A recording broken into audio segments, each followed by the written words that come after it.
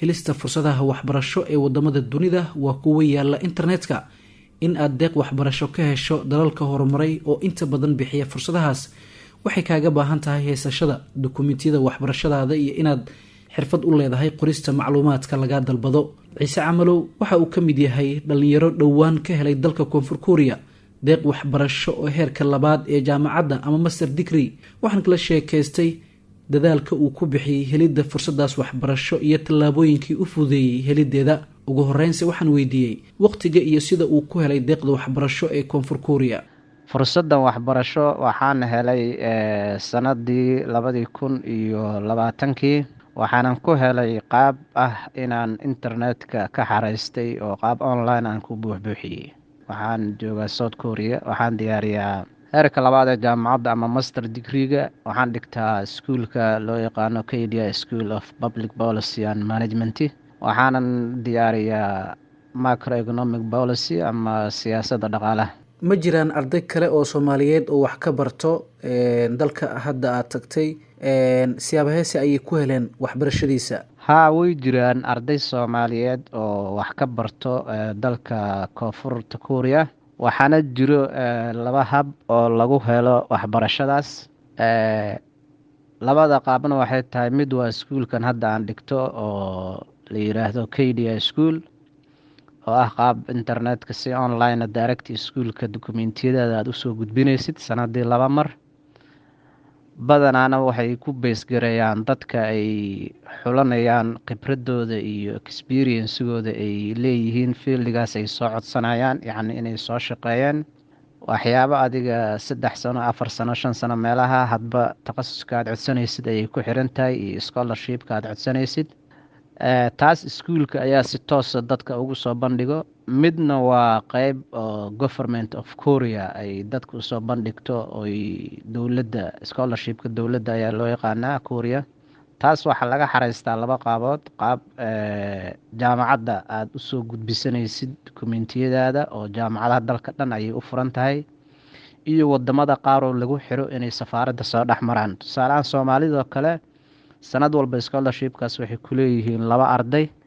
2daas ardayna dukumentiyadooda waxay ka dhaxashaan arday Soomaaliyeed oo badan oo u soo gudbisto safaaradda Korea ay ku leedahay Nairobi ayay dukumentiyadu u gudbistaan. kadib ardadaas waxay ka xushaan 2 arday. qaabkaas waa qaab academic ah, qofka laguma shardiyo inuu khibrado iyo sanado waxbarasho iyo waxaas uu leeyahay. keliya waxa ay ku shardiyaan inuu dukumentiyadiisa iyo academic performance-giisa uu fiican yahay. waxaana kala bedelan qaabka waxbarashada oo 2daas qaybood kala ah. tusaalahaan kan anigu hadda aan dhigto KDI waa 1 sano iyo bar meelaha bar oo buugga la qorayo 6 bilooda iyo 1 sano daraasada ah. kan kale laakiin oo government Korea scholarship-kooda waa 3 sano, 1 sano luqadda ah iyo 2 sano ah maxay ahayd waxbarashada.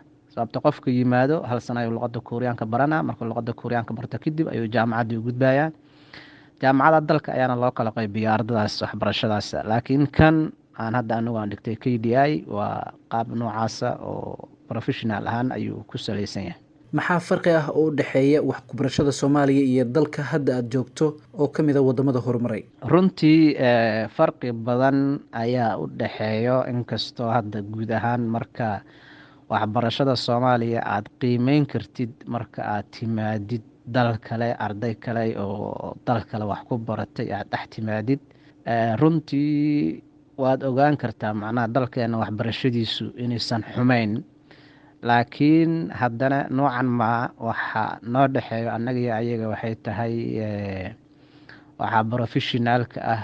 tusaale ahaan oo kale academic writing-ka, tusaale ahaan oo kale research-ka, waxyaabahaas farqi ah way jiraan. dabcanna waa dal horumarsan oo maxay ahayd wax badan wadamada ku jiro G20-ga oo 20 wadan ee caalamka ugu horeysa ka mid ah.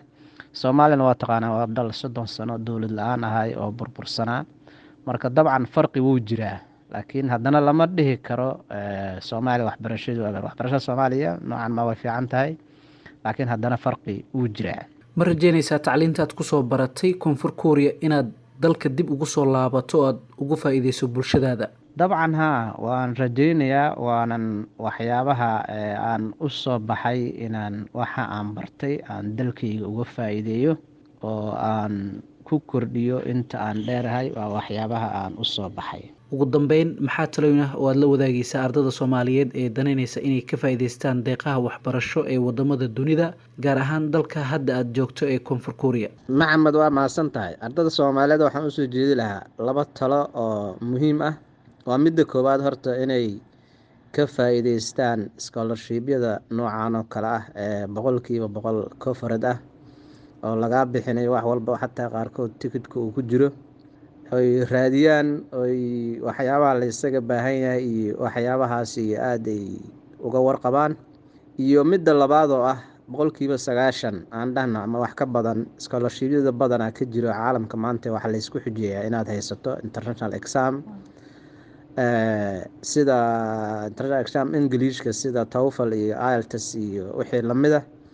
kuwa aanan kugu xujeyneyn IELTS ama TOEFL waa kuwa aad u yar, ayaguna qaarkood ayaa kugu sii xujeynaya experience waxyaabahaas inaad leedahay, amaba muddadu ay aad u dheeraan karto, ay kugu qasbaan inaad dalkaas luqadiisa baratid, kadibna aad saas jaamacadda aad ku gashid. marka ardada Soomaaliyeed waxaan u soo jeedin lahaa inay ka faa'iideystaan oy diyaariyaan international exams, shahaadooyinkaas TOEFL iyo IELTS iyo wixii la midka ah, oo dabcan markaas uu opportunity-goodu aad u badan doono. scholarship-yada badanaa caalamka ka jiro, Europe, America, Aasiya, midday noqotaba ay ku heli karaan. marka waxaan u soo jeedinayaa mideeda kale inay bartaan sida research iyo academic writing iyo waxyaabahaas loo sameeyo, iyadana professionalka iyadana waan kula talin lahaa.